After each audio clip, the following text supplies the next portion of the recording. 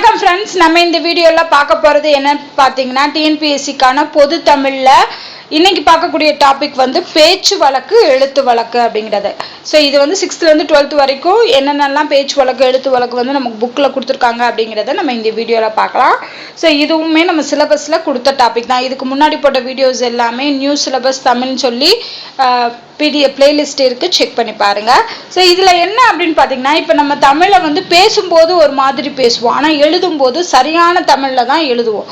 ஓகேவா? ஸோ இப்போ அவங்க இவங்க அப்படிங்கிறதெல்லாம் நம்ம பேச்சு வழக்கு. ஆனால் எழுதும்போது அவர்கள் இவர்கள், இப்போ நம்ம அப்படின்னு சொல்லுவோம், அப்படி சொல்லக்கூடாது. தமிழில் எப்படி சொல்லணும்? நாம் அப்படிங்கிற மாதிரி சொல்லணும். ஸோ இதெல்லாமே வந்து பேச்சு வழக்குக்கும் எழுத்து வழக்குக்கும் உள்ள டிஃப்ரென்சஸ். அப்போ பேச்சு வழக்காக இருக்கிறத எழுத்து வழக்காக மாற்று அப்படிங்கிற மாதிரி கேட்டாங்கன்னா எப்படி பண்ணுறது அப்படிங்கிறத பார்க்கலாம்.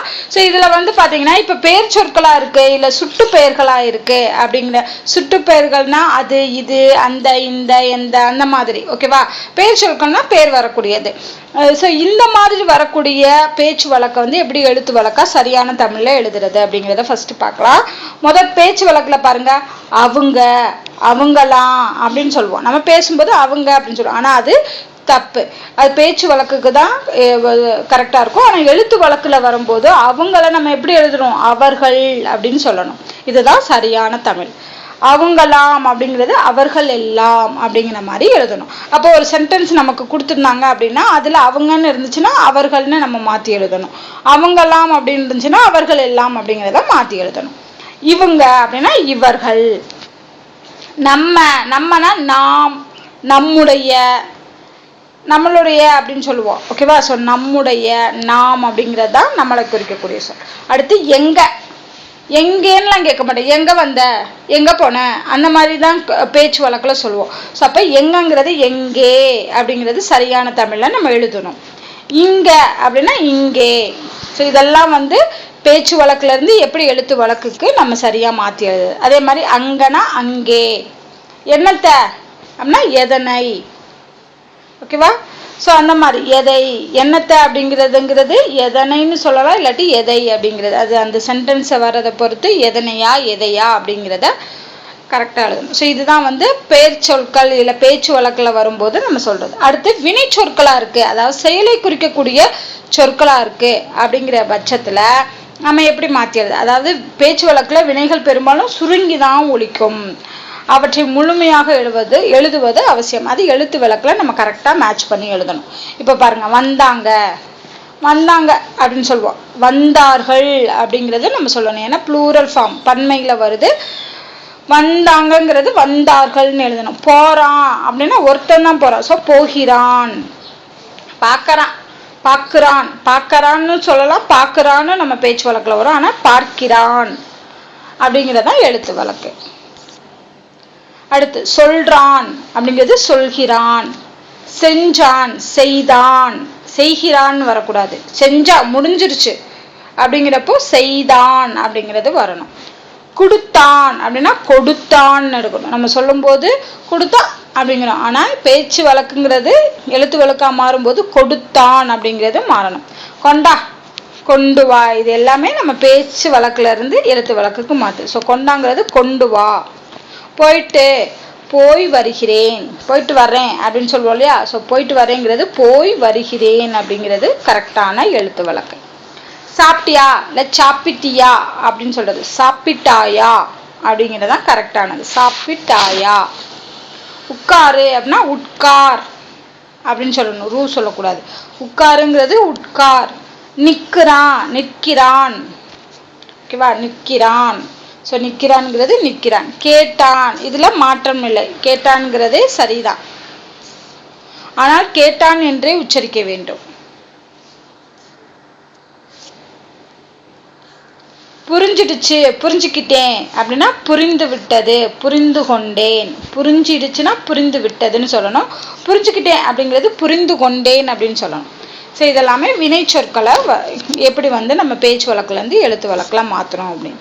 அடுத்து பொதுவான சொற்கள். இது வந்து அடிக்கடி நம்மளோட புக்கில் வந்து வரக்கூடியது. இதெல்லாம் ரொம்ப முக்கியம். ரொம்ப அப்படின்னா மிகவும் அப்படின்னு அர்த்தம். வாசி அப்படின்னாலும் மிகவும் அர்த்தம். ரொம்பனா மிகவும்.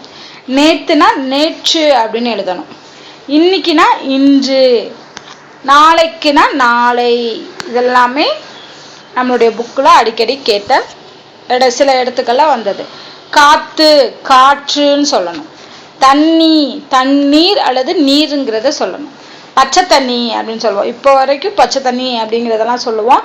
குளிர்ந்த நீர்னு சொல்லணும். உசுறு, உயிர், விலை, விலை. சத்தம், ஓசைன்னு சொல்லலாம், இல்லாட்டி ஒலின்னு சொல்லலாம். சத்தம் அப்படிங்கிறது ஒலி அல்லது ஓசை. நசம், நசம்னா உண்மைன்னு அர்த்தம். சத்தியமா, மெய்யாகவே. ஓகேவா? ஸோ நெசம்னா உண்மை, சத்தியமான உண்மையாகவே.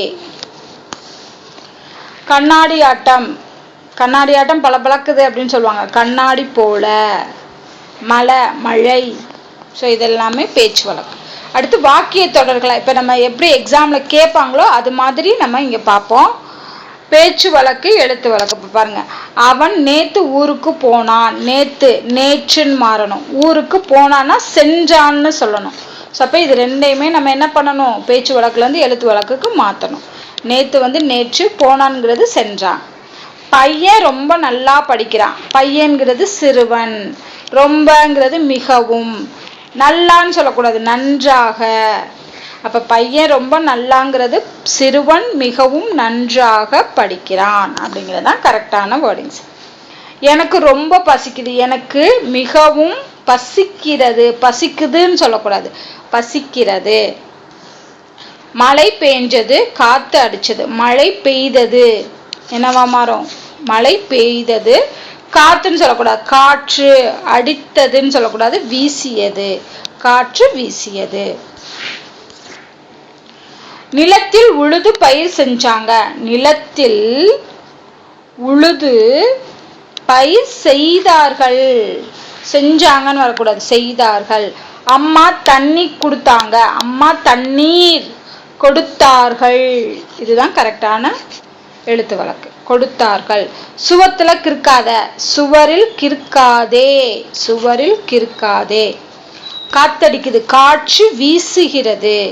கதவை சாத்து, கதவை மூடு.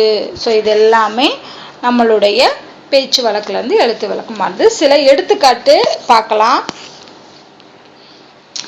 ஒசரம், ஒசரத்தை என்ன பண்ணலாம், உயரம்னு சொல்லணும். ஒசரம் இப்போ வரைக்கும் ஒசரம் தான் சொல்லுவாங்க ஊர்கள்ல எல்லாம். ஸோ உயரம்னு சொல்லணும். வேர்வை, எர்வைன்னு சொல்லுவாங்க. வேர்வைன்னா வியர்வை. வலது பக்கம் இடது பக்கம்னா வலப்பக்கம் இடப்பக்கம். பதட்டம், பதட்டம்ங்கிறது பதற்றம்னு சொல்லணும். தொலைவில், தூரத்தில் அப்படின்னா தொலைவில். புடிச்சுன்னா பிடித்து. வச்சுட்டு, வைத்து விட்டு.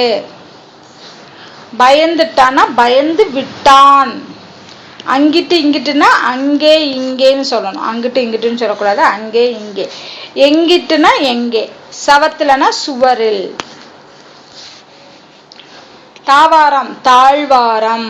முழிச்சான் அப்படின்னா விழித்தான் அப்படின்னு சொல்லணும். ஸோ இதே மாதிரி பயிற்சி வினாக்கள் எடுத்திருக்கோம். ஸோ இதில் பாருங்க, நேற்று மழை பெஞ்சது.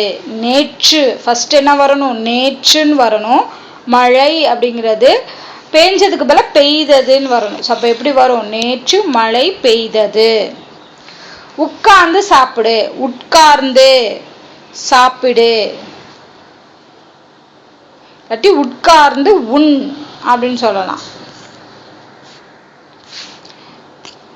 ஸோ ஆப்ஷனும் இங்கே பின்னாடி இருக்கும். உட்கார்ந்து சாப்பிடுங்கிறது தான் கரெக்டு. ஓகேவா? உட்கார்ந்து சாப்பிடு. பொருந்தாத இணை தேர்ந்தெடுக்க. ஸோ வேர்வை, வியர்வை கரெக்டு, அதை மாற்றி எழுதியிருக்காங்க. தண்ணிக்கு பதிலா தண்ணீர்னு சொல்லணும், அதுவும் கரெக்டு. உசரம் அப்படிங்கிறது உயரம்ங்கிறது மாற்றி எழுதியிருக்காங்க. பதட்டத்துக்கு பதற்றம்னு வரணும். ஸோ அப்போ இதுதான் சரியாக பொருந்தவில்லை. பையன் சுவத்துல கிறுக்கினான். பையனுக்கு பதிலா சிறுவன் சுவரில் கிறுக்கினான். சிறுவன் சுவத்தில்னு கொடுத்துருக்காங்க, அப்ப இது வராது. சிறுவன் சுவரில் கிறுக்கினான். ஆப்ஷன் சி தான் வரும். சிறுவன் சுவரில் கிறுக்கினான். கொண்டா, கொண்டு வா. கொண்டாவா எப்படி எழுதணும், கொண்டு வா. போயிட்டு வர்றேன் அப்படின்னா போய் வருக, போய் சொல்லக்கூடாது, சென்று. போயிட்டு அப்படிங்கிறதுக்கு சென்று அப்படின்னு சொல்றேன். வர்றேன்னு சொல்லக்கூடாது, சென்று வருகிறேன் அப்படின்னு சொல்லணும். ஸோ அந்த ஆப்ஷனே இல்லை. 6th என்ன ஆப்ஷன் கொடுத்துருக்கோம்? போய் வருகிறேன். ஓகேவா? ஸோ போயிட்டுக்கு பதிலாக போய் அப்படிங்கிறது இருக்கா? போய். வர்றேனுக்கு பதிலாக வருகிறேன் இருக்கு. போய் கொடுக்காம செஞ்சுன்னு கொடுத்தாலும் எழுதலாம், செஞ்சு வருகிறேன் அப்படின்னு கூட எழுதலாம். நெசமாவா சொல்ற? நெசமாவானா உண்மையாவா, உண்மையாகவா. ஸோ அப்போ உண்மையாகவா சொல்கிறாய் அப்படிங்கிற மாதிரி வரணும். அவ்வளோதான். ஸோ இதோட எப்படி இந்த மாதிரி பேச்சு வழக்கு கொடுத்துருந்தா எழுத்து வழக்காக நம்ம மாற்றி எழுதுறது அப்படிங்கிறதுக்கான எல்லா இதுவும் பார்த்தாச்சு. ஸோ இதெல்லாமே புக்கில் கொடுத்துருந்தா தான் கண்டிப்பாக உங்களுக்கு எக்ஸாமுக்கு யூஸ்ஃபுல்லாக இருக்கும். ஸோ இதே மாதிரி தமிழில் இருக்கக்கூடிய பொது தமிழில் இருக்கக்கூடிய ஒவ்வொரு டாப்பிக்காக நம்ம பார்க்கலாம். ஸோ இந்த வீடியோ உங்களுக்கு பிடிச்சிருந்தா லைக் பண்ணுங்கள், ஷேர் பண்ணுங்கள், மறக்காமல் நம்ம சேனலை சப்ஸ்கிரைப் பண்ணுங்கள். நன்றி.